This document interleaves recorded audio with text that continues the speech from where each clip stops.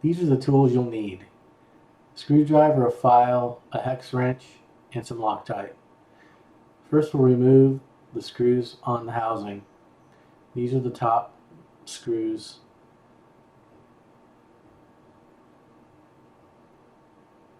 These are the bottom screws. Remove those.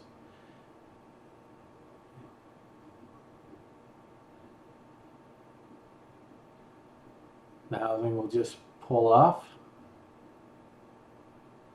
And now you have access to the internals. Here I'm removing the set screw from the vertical spur gear.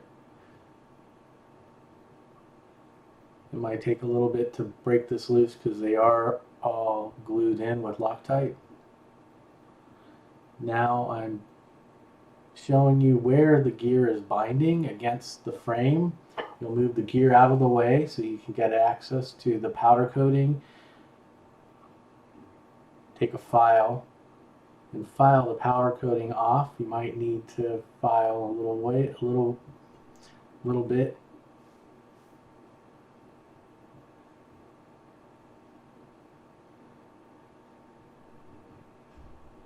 You may need to repeat this a few times until you get the clearance so that the gear doesn't bind against the side.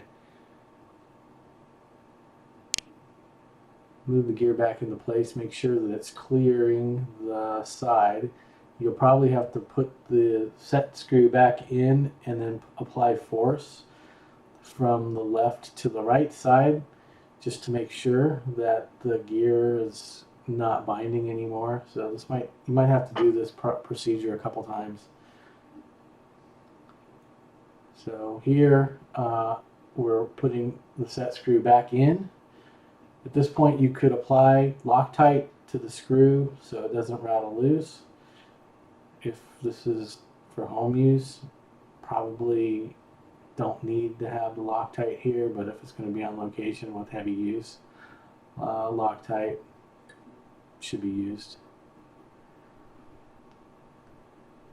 So here we're testing, making sure it's not binding. So this is what I was talking about earlier. You might need to do this a couple times to make sure that it's not binding against the side of the frame. So apply force from left to right, and also at the same time move the yoke up and down. It should move freely, you shouldn't feel any binding. If that's all working, then replace the cover and replace the screws. You notice I've taken the yoke off.